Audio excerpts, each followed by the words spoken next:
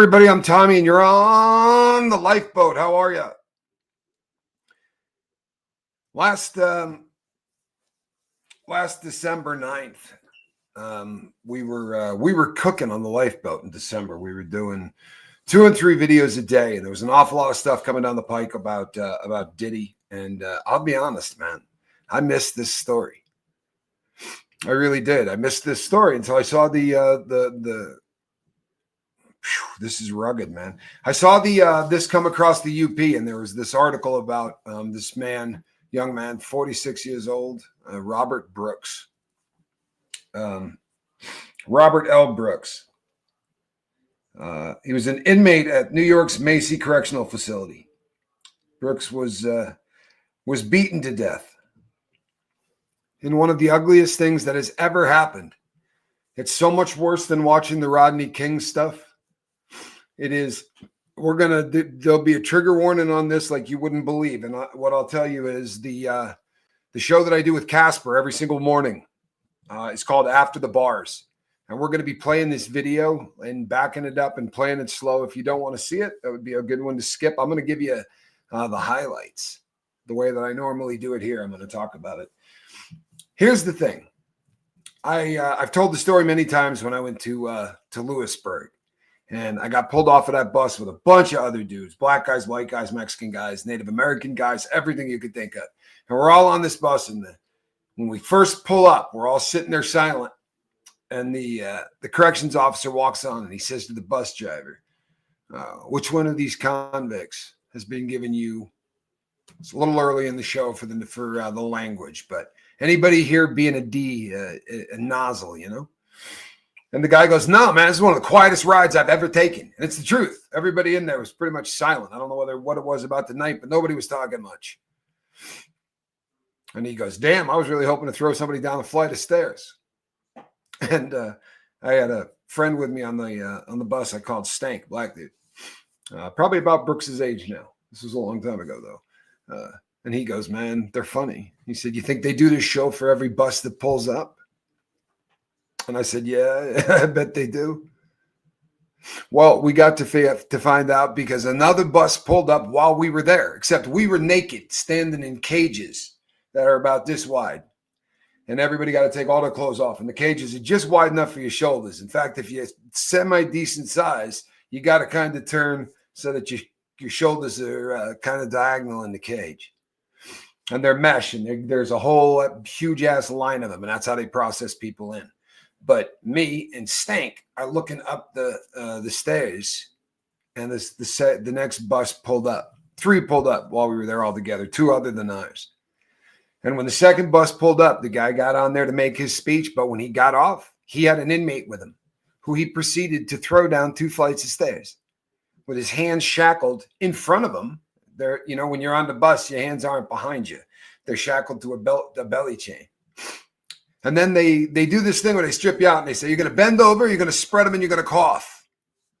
And a black dude who was a really close friend of Stank's, they were from the same, Stank was black. They were from the same car, same part of the country. But this guy said to him, oh, you want some fag shit? You want some gay shit? And the guard said, I beg your pardon? He goes, look, man, we need to be able to see. Because what the guy basically did was bent over and cough.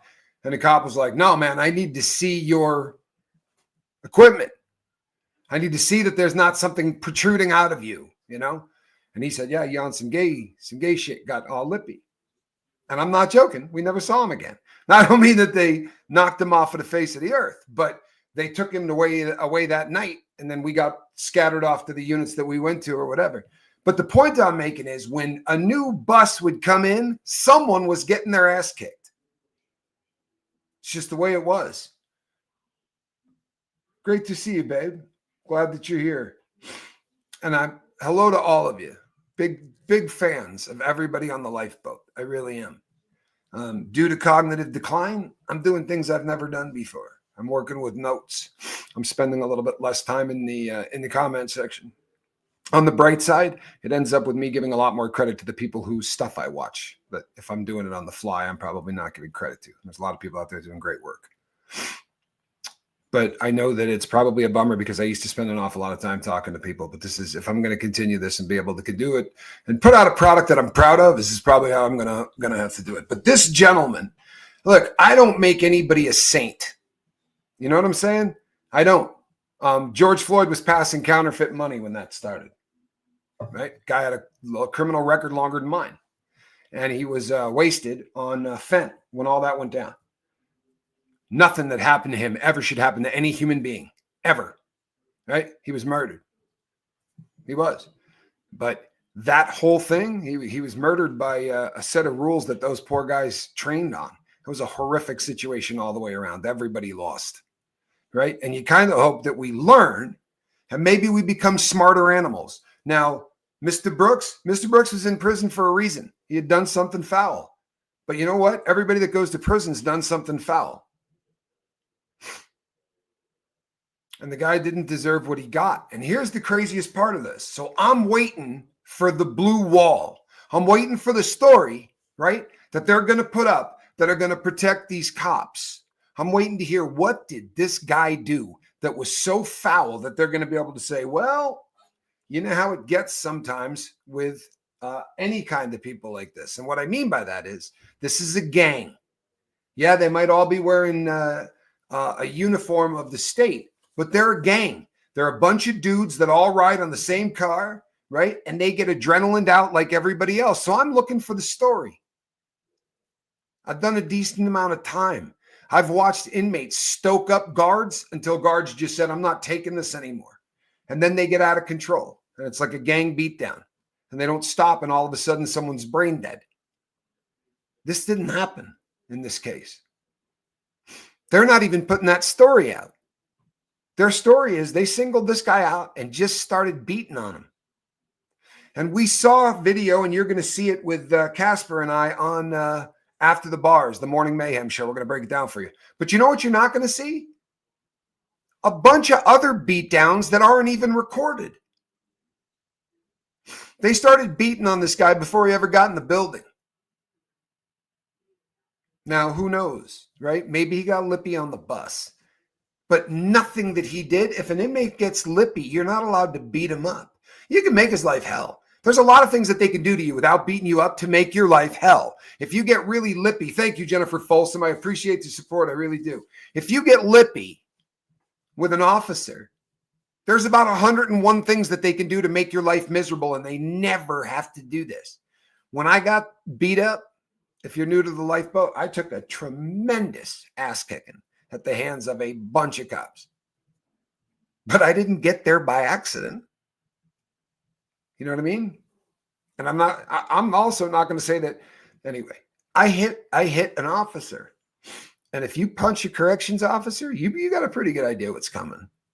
There haven't been too many inmates that haven't swung on a guard and didn't know that as soon as you made contact with this dude, they were going to come at you from doors you didn't even know existed in the facility. And I'm not being funny, right? Like doors open out of nowhere and people come from everywhere and you get your butt kicked. And then they handcuffed me above a cage. I mean, they did some cruel and unusual punishment shit to me for hours and hours and hours. For real. They beat on me like a piñata. But I did something to bring that to my doorstep. This dude's only crime, and you know, they're going to say his only crime was he was black, but of the people that got charged, there are black folks in there beating on him. The problem is it's a gang, and it's 2025, right? This shouldn't have happened. This never should have happened. But they better prosecute the snot out of them. I'm bummed out that these people, and they got charged today. The grand jury indictments came down, and these people got charged. Now, I don't know if you guys remember, but I did a thing. It was a while back, but Stephen A. Smith is got a talk show, and I'm a big fan of his. But he was screaming about why we didn't see anybody that had been charged in this. And at the same time, back then, the same thing. It's like, look, man, they don't charge people normally in 6 seconds unless they kind of got a video, right? What they got to do is pull that thing apart and look at every single angle they got to find out who did what. And I'll tell you what, when you see the video, to give you the highlights, this guy's handcuffed. He didn't swing on someone like I did. He spent this entire time handcuffed. Nah, they just decided to beat the ever-loving crap out of Mr. Brooks. Maybe they didn't like his crime. All right, he didn't have a crime on a child, but he had a crime on his woman. He was serving a 12-year sentence for stabbing a girlfriend. I'm not giving him a pass on that. I'm not. But you know what? He went to court. He got found guilty. He's doing his time. Inmates will dole out punishments. That's probably not one in his car that he's going to get a beat down for. That dude could do his 12-year sentence and not have anybody push up on him for that. It's kind of a DV kind of a thing. And honestly, within that car, that's just not something they're going to sweat. If it were a kid, right, or if it were there was a sexual component to it. But honestly, that dude was probably doing just normal time like anybody else. And they transferred him from Mohawk to this other facility, and he never hit the yard, man. The guy never got off the bus before they started working him over. They said that 2 officers assaulted him before he got into the building. Then they carried him in hogtied style. They grabbed his feet and took his hands, which were already cuffed behind his back. Now, if you've never had this done to you, this is really a beautiful thing for your shoulders. You can't imagine what it feels like to get yanked up by your arms behind your back like you're a friggin' handbag. But that's what they did to this cat. Now, if they had carried him into the office and thrown him on his face, maybe, I don't know what lesson they were trying to teach a guy that hadn't done anything wrong in the first place. But this is so friggin' hard to watch because that's about the time at which the body cam stuff comes on. And now Mr. Brooks is on like a gurney kind of a table, except it's the fixed ones. The ones that is an examination table. He's on an examination table because he is in a part of the prison that is their medical facility. Probably because they've already beat the barnacles off of him and his face looks jacked up. So they're going to bring him down to medical to make sure that there's nothing. While they're in there, man, there's this old white cat that during some of the footage, which you can't hear any of because they didn't engage the sound on their on the body cams the way they were supposed to. Allegedly, but we already know that one of these cats has been charged with trying to falsify the report on this thing. So I don't know that I believe that they didn't engage the sound. You can weigh in on that if you'd like. I mean, we really don't know, but if you saw what these people are doing, and we're going to do it on the morning show, this is triggering as hell, folks. Honest to God, this is going to be really, really hard to watch. The body cam from this is horrific. They're just punching this guy in the face. Now, keep in mind, your hands are behind your back, right? You're cuffed with your hands behind your back, and you're laid up on a table, and you got 4 guys swinging at you, and 1 guy trying to kick you in the face. What do you think you're going to do? He's doing everything he can to get a leg up, and he's not trying to kick at anybody. He's just trying to stop blows from hitting him in the face. You can't roll out of it. There's nowhere to go. I've been there. Having your hands cuffed behind your back while somebody is doing stuff to you is a horrific feeling. But they didn't stop. One of these old white guys grabs his face, squeezes on it until his mouth is open, and starts to shove a white rag of some kind into his mouth.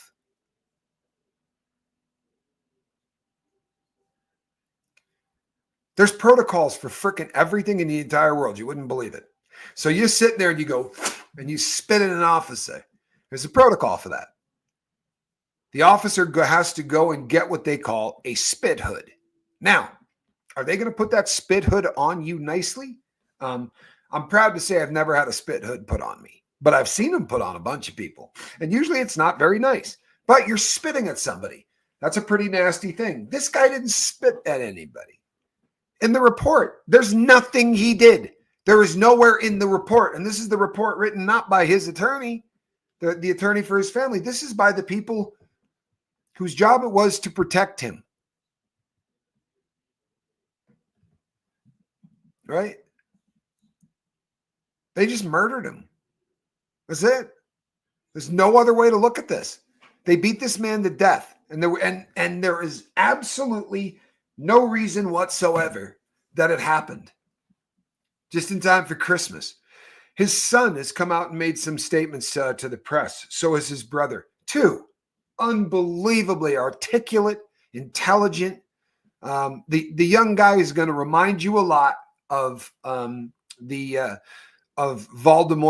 son, the one who's trying to get recognized as Jay-Z's kid.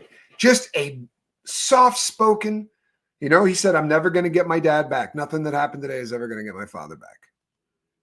But the indictment, that's a start on the way to getting justice, because justice has to happen. And there are a lot of people arrested, but 6 of them have been arrested for first-degree manslaughter and second-degree murder. And I want to tell you something. I got a problem with that too. Second-degree murder is sad because it's not the right charge. There's a guy that comes on the boat. We've talked about him so many times on here. His name is Jeffrey.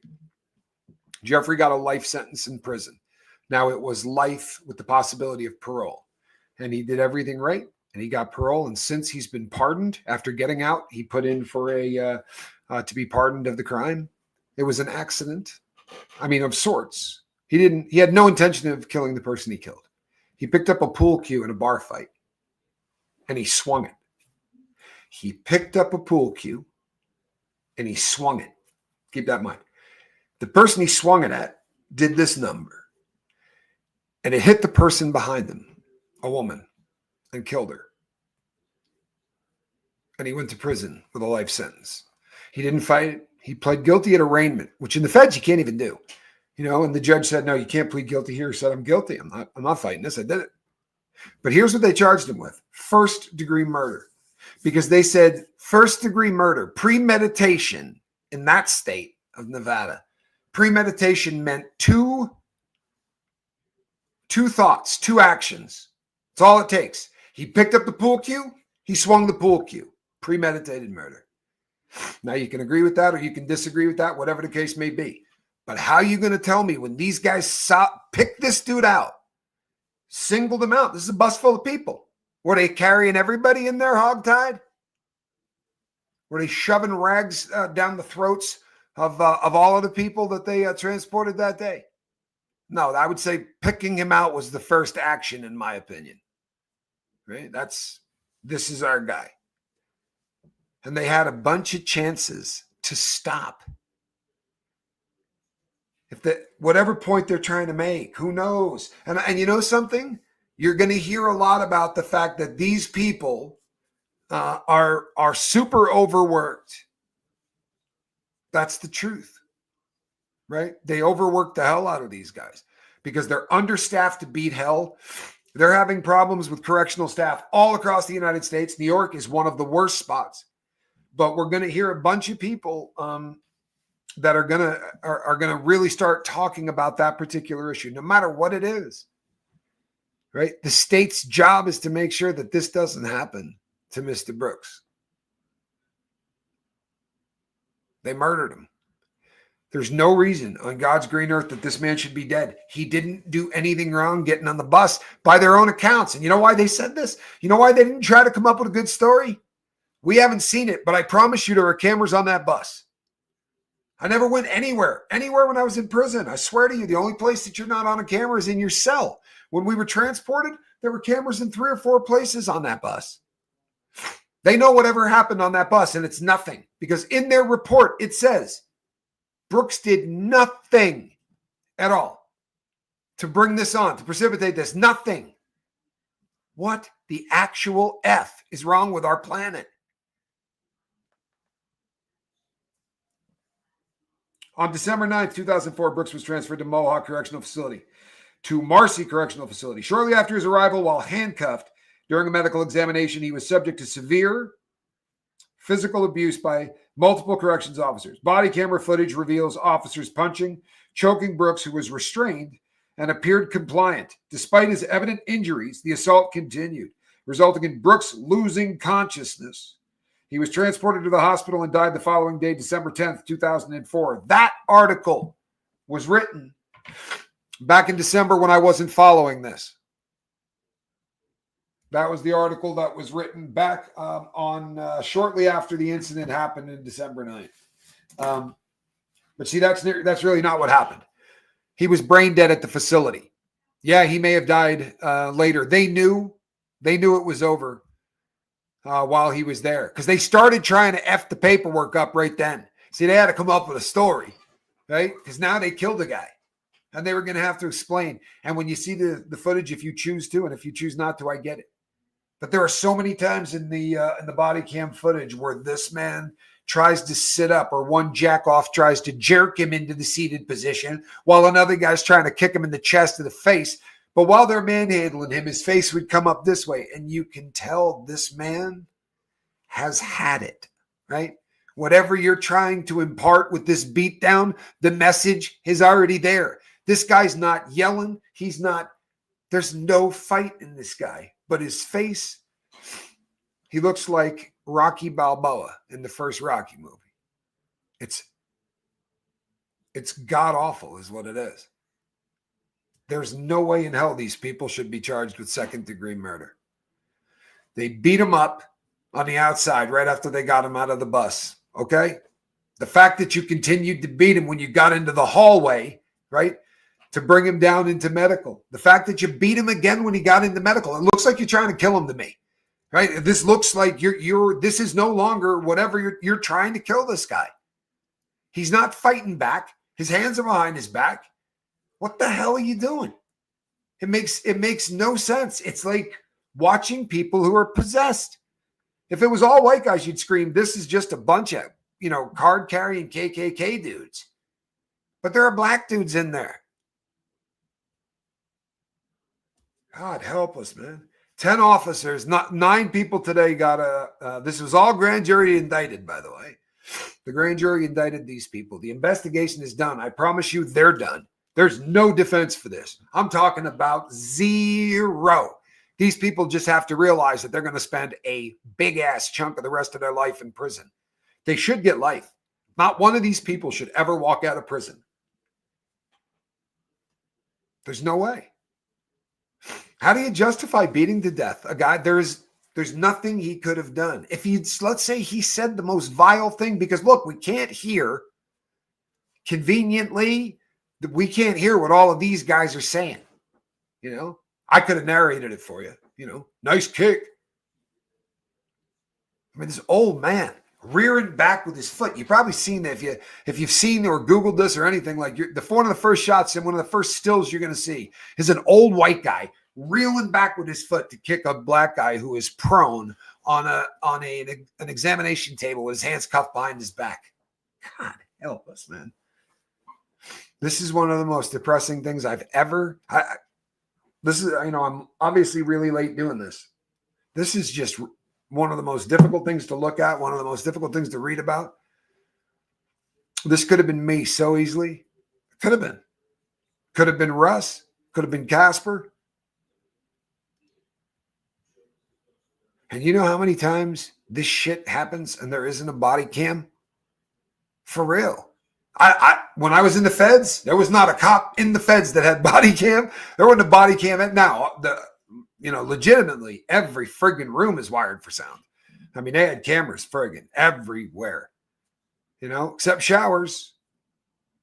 And when we were at Lewisburg, that's where inmates got taken to get the crap kicked out of them. They'd march them right down to the showers and beat the shit out of them, because it's the one place where you're not going to be on film. But that was also a lockdown unit. You know what I mean? It was pretty easy for them to tune guys up in that unit if they wanted to. And to be, I was going to say, and to be honest, they were pretty good, but they weren't. When you give people power and control like this, for some people, it brings out the best in them. I knew prison guards that had hearts that were unbelievable. I mean, you could watch them go out of their way to do everything they, especially right around Christmas time, to do everything they could to keep guys from bumping themselves off, because it's pretty ugly around Christmas in prison. It's just a really rank time to be locked up. And there are guards in there that bust their ass to try to make it a little bit more human. And then there are guys that just seem to groove on other people's misery. They probably shouldn't get into that line of work. And it's a small number of them. That's why this is so distressing. How do you find 9 of these assholes in the same place?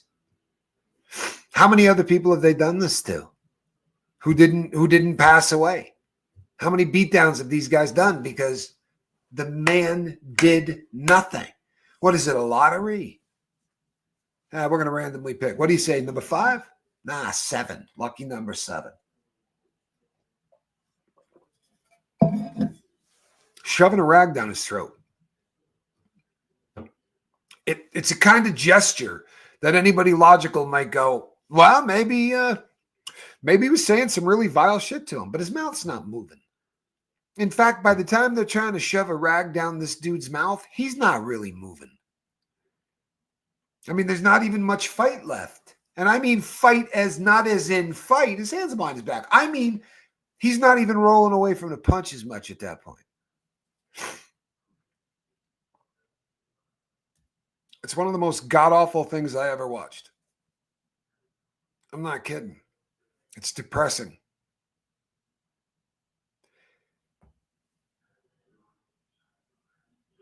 I talk about moving toward love and moving toward hate, and that there will be people who are going to take joy in this, for real. Like the 100,000 people that bought the Kanye West T-shirt.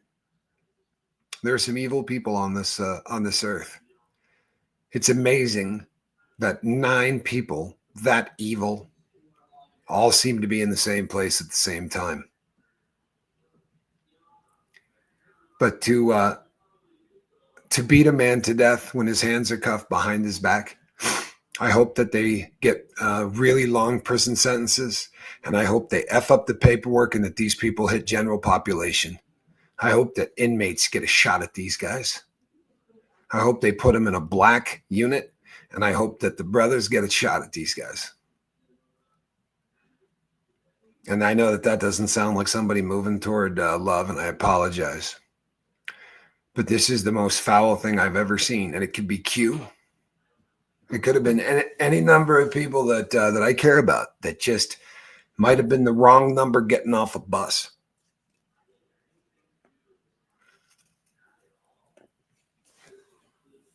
Well, yeah, I'm gonna end up doing the video in its entirety on the morning show with Casper, and you will get an opportunity to see what these guys did in real time if your stomach can handle it. And I mean, I'll give you a hell of a trigger warning. It's so effing nasty to watch. The autopsy findings, the Onondaga, yep, wouldn't be able to get you. County Medical Examiner's Office conducted an autopsy, determining that Brooks's death was a homicide caused by asphyxia due to compression of the neck, multiple blunt force injuries, and a litany of just beat down of every other way you could possibly think about it. The part of the asphyxiation was not just from crunching the man into positions that his body never should have been in, especially when he was semi-conscious, from the beat down, not from chemicals or anything else, but because you had beaten him to the point where it was the 10th round, right? And then they crunch him into these terrible positions of the body. But you're also trying to shove a rag down his throat. And there is when you start to put stuff into the airways, your body panics, and there are chemicals and all kinds of things. There's I can't remember the name of it, but if we have somebody smart who's a doctor here, they could talk about it. There's a type of chemical reaction that happens when things are shoved into people's throats.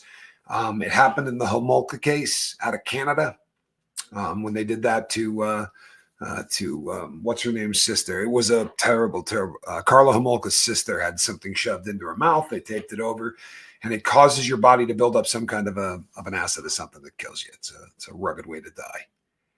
But there's no reason to have done any of the things that they did to this man. If you they got to start vetting people for these jobs better. And I know that there are going to be people that are going to scream, you know what, this never would have happened to a white man. I will tell you this, it happens every day to white guys. Honestly, if you don't put in this guy's name and you just write guards beat inmate to death and see what you get for a See what comes back to you. You'll see that it's equal opportunity. They like to beat just about everybody to death. They're not racist when it comes to a beat down. They're willing to put it on anybody. Now, make no mistake, there are places across the United States where the prison guards are Nazis. And I'm not saying that being funny. Russ will back me up on this. Casper would too. There are places I have been on prison yards in the federal government where the guards were sporting political ink. And a lot of times you'll see them and they'll have a sleeve that covers their arm. Like at all times, they wear like a black compression sleeve, like you see the cats in the NFL wear. And you come to realize really quickly that the only guys that wear that, there's one reason they're wearing it. Because underneath that thing, there's a swastika or there are lightning bolts or there's something that they can't show to the boys in there. But I've been on yards where there's a lot of cats wearing those. And the state of Nevada had a problem with it. They had to run some people out. They had a gang of prison guards. Not being funny. Like they had their own ink. It was an Aryan thing. It's frightening. It really is. Yeah, you know what? When there's overpopulation, says La Pinta, La Pintura Bella, people turn on each other. We talk about this all the time, but if you take people and you shove them into cities, I mean, just look at the crime rates in the country versus crime rates in the city. And people can say, well, there's way more people, so the crime rates are good. No. What happens is you take the people and you shove them in together. I can tell you this, and so can anybody that's done time. If you've ever been on a yard that was designed for 1,300 people, and for whatever reason they had to shut half of it down, right, or a quarter of it down or whatever. But instead of having 1,300 dudes on a yard built for 1,300, you got 700. You don't get fistfights. Everybody has a little bit more breathing room. Everybody has a little bit more moving around. A lot of guys don't have to take cellmates because we have that many people missing. A lot of guys are living alone. You just got a lot less BS that happens. Now, I was in Phoenix when they decided that they were going to weld a third bunk into every single cell. Now, these cells are 14 feet long and they're 7 or 8 feet wide. So now you got 3 people, a toilet, and a sink in there. And 3 sets of lockers, metal lockers welded to the wall. So on the floor, there's this much room to move. And there's 3 dudes that live in there. And there were fist fights every 15 minutes. Because you just can't shoehorn people into places like that. It doesn't work. And, there's been really terrible experiences throughout the history of incarceration of what happens when you jam way too many convicts into a confined place. They kill one another. They turn on one another and they kill one another. And I know that the guards, we're low on guards right now, and there's all kinds of other things that stress out these situations. But this man in this situation was without blame. He literally did nothing. And they just decided, wow, we're just going to keep beating on him. And here's the thing. If you have any intelligence in you, you will look at this and go, well, he had to do something. There's no way this much hate and anger can just be randomly picked. Then why is that what they're saying? Is it just so horrific they can't tell us the truth? Because by their own admission, nah, man, this guy didn't do a damn thing. They just decided they were going to beat this guy. What? Does that pass the smell test?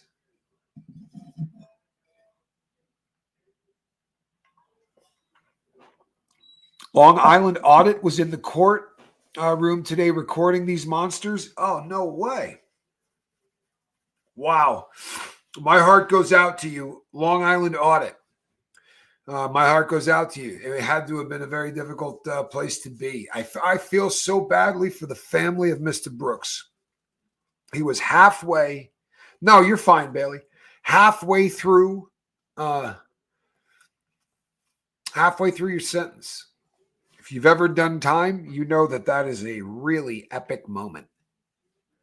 If you're doing 10 years, you get to 5 years and a day, and all of a sudden it's like you start to pick up momentum. He was on the downhill run. He was just catching a transfer. He was coming to a new yard, right? Now, you're always a little apprehensive when you're hitting the new yard. And I don't know about Russ and Casper, and we could talk about it on the yard, but I'm always pretty. In fact, I don't remember ever rolling up on prisons and having somebody in the bus acting like a douche. I mean, there's cops all over the inside of it, and no one is stupid enough to believe that they're not ready to beat on you. I'm so glad that somebody said it. What's frustrating is a lot of people don't care because he's an inmate. He's a son and maybe a brother, a father, an uncle. He's important. He is emblematic, right? This is one of the saddest wasted commodities that we have in this country is the number of men who get thrown away in prison. It's a staggering number. We're 26% of the incarcerated population of the planet. You take every prisoner on earth, 26% of them are in the US. That's a lot, especially since we only make up 4% of the population of the world. We incarcerate the crap out of people. And in almost every case that I've come across, I mean, look, there are outliers. There are the Drew Petersons of the world, right? There are the psychos who go out and kill because they have bad wiring. They're evil. Like those people exist. But that's not most people in prison. Like most cats in prison are in there because they got a pretty rowdy drug habit. They're trying to feed a habit, and they're trying to steal enough money to take care of that habit. And that is, I'm telling you, from doing a lot of time, that's 99 out of 100 people you meet had a bad drug problem.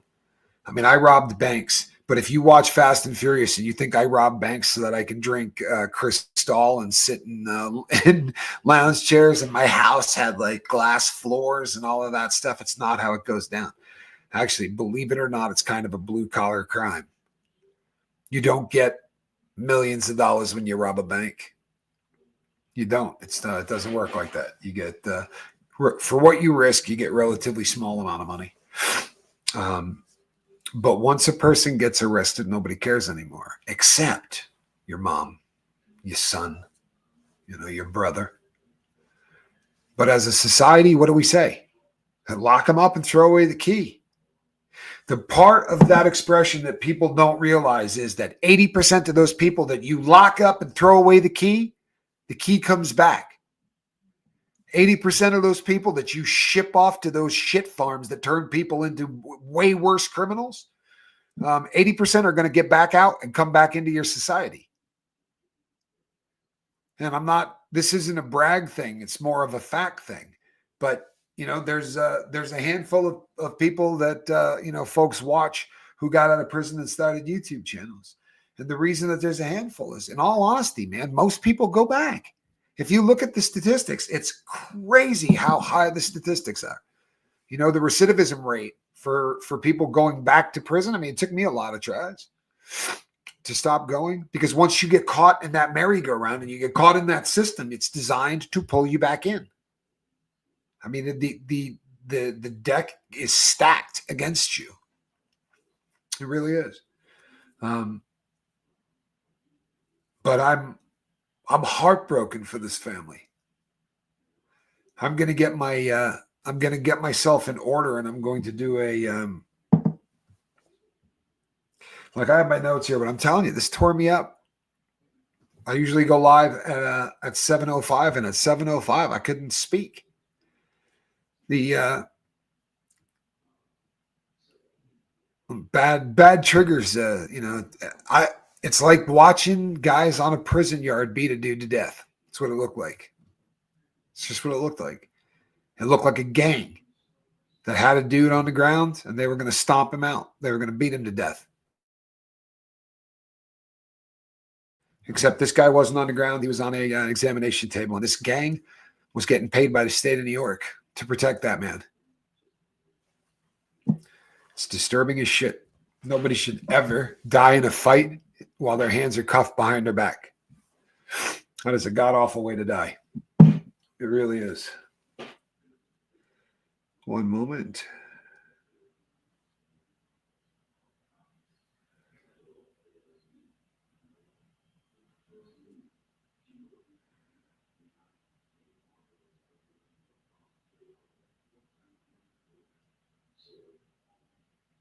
Whoa, hold on.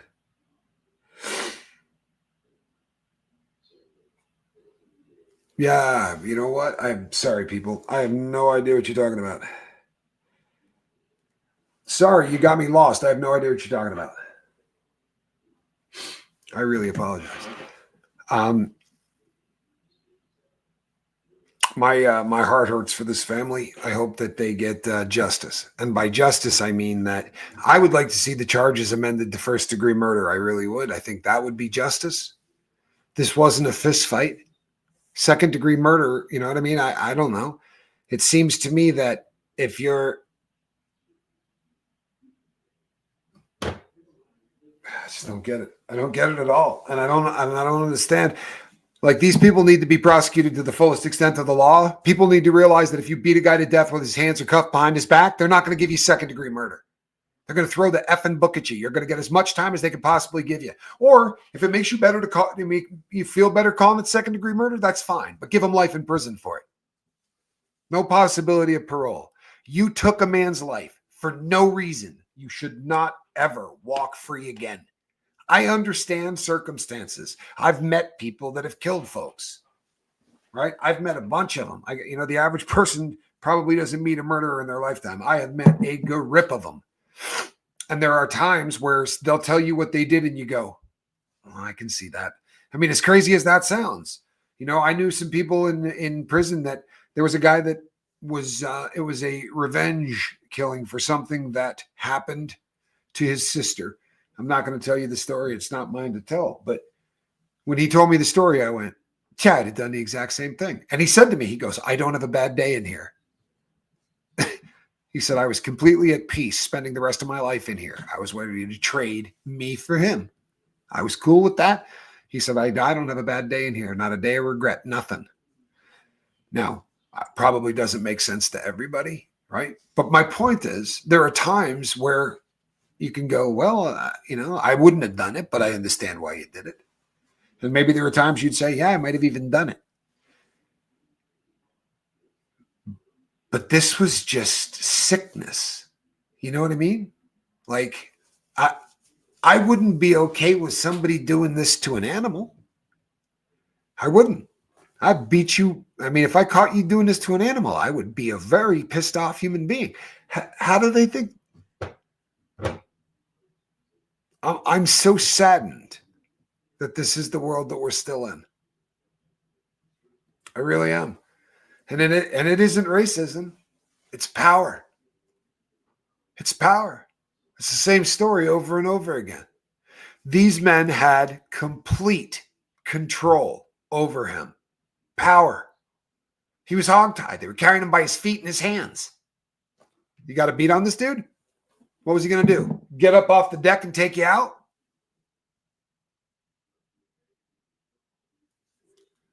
Honestly, what are they going to do? Take you out? There was no fight back for this guy. There wasn't he didn't fight back. He didn't say anything. He didn't do anything. This is the people who should be making up a BS story about what a bad guy he was have said nothing. He didn't do a thing to bring this to his door. Nothing he did. Nothing. That is the saddest thing I've ever heard in my life. Honestly, Rodney King wasn't handcuffed behind his back when they started beating on him, right? And by all accounts, he had done a little bit of the Sherman Helmsley, right? Might have done a little PCP that night. Not saying that justifies what happens to him, right? Doesn't. Never. But there's a story, right? George Floyd. Nothing justifies what happened to him, but there's a damn story. He was out in the world. This happened. Somebody called the cops. This dude was just with a bunch of other people being transported to a new facility when 9 or 10 people decided they were going to beat him to death. Shove a rag down his throat. You guys know who Abner Lawina is? Does that name sound familiar to anybody? If anybody remembers that name, put a deuce in the chat. Long, long time ago. You got to be of a certain age. The Jeffersons do Sherman Helmsley. Yeah, you remember Abner Louima. You know what this means, Cooter by the Lake? You know what this means, Heather? Renee B? You're old. Because that had to have happened in the 1980s. This happened last century for you youngsters.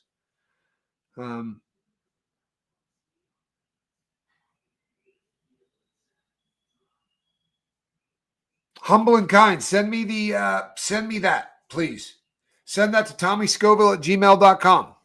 Anything you got on that. And I will be happy to look at that story. I'm not familiar with it, but I would be more than happy to look at it. Yeah, another New York story, right? Abner Louima, they just decided that this was a guy they were sick and tired of. So they took a plunger and sodomized him with it. And then tried to shove it down his throat. Knocked out a bunch of his teeth. He sued for a very large amount of money. So I was a kid. I was a teenager. I was horrified. I remember reading the story and just thinking, I can't believe that there are people like this that exist. But and here we are, right? 2024, Christmas time. And this man will never see his kid again. His family will never see him. There needs to be justice for this guy. This in some way there needs to be some kind of assurance that this kind of thing can't happen. If you're admitting already that these people tried to fake the record of what happened to this man, then why would any of us believe that magically nobody had their audio on? I'm guessing that they were saying some really rank shit.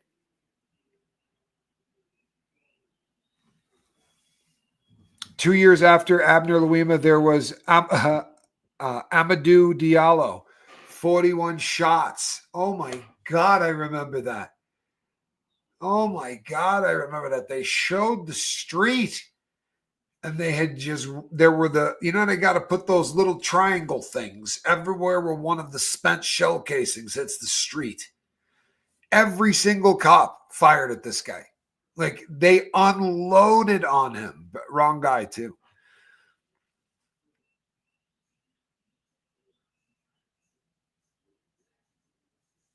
I'm sorry, people. This one is just, I don't know. Thank God I'm not dead. Because I did things that probably justified cops doing things to me like they did to him. Right. And I got beat up by cops, and Casper got beat up by cops way more than I did. And you know what? I'd probably be willing to bet that Russ did too. I only got three really good beat downs by cops in my whole career. And I'll be honest, in one of them, I did not have it coming at all. I did nothing wrong. That's the truth. I got beat up on Halloween because they caught wind that I was dating my attorney, and they just came in and tuned me up with asps, little metal asps. However, I wasn't handcuffed, right? So I was able to do that. You know, that karate where you just get into that fetal position and put your hands over the top of your head so at least you can protect yourself. Well, that's what I did. It's a little known martial arts move that is sometimes called child's pose. I'm not joking. I got into a ball. I mean, they were hitting me. I didn't want, I was trying to protect my junk in my head. I was like trying to get into the smallest ball possible. I'd like to tell you I jumped up and beat the shit out of four of them, like Bruce Lee style and stuff. And there were guards laying all over the floor, but it didn't go down like that. I didn't actually even fight back. I just tried to crawl into a little ball, which worked because I'm still here. But we have to do better as humanity. And this is the year that we said, this is the year that there's going to be accountability. These men need to go to prison for a really long time. And I'd like to promise that if that isn't televised, I'm going to be there for that trial. For real. Because this shit's evil, man. This is the kind of evil that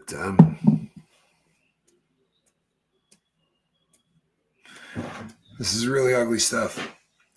If you haven't seen it and you're going to go out and look at it before we get a shot to do it on the show, I would recommend that you just know what you're going to start looking at. It's just one of the grossest things that you'll ever have to endure. It's just disgusting. It really is. All right, people, do me a favor. Between now and the next time I see you, reach out and try to save somebody. And I really do love having you guys as a crew. I'm sorry I don't spend as much time in the chat, but you guys rock. All right. We'll see you on the next one. God bless.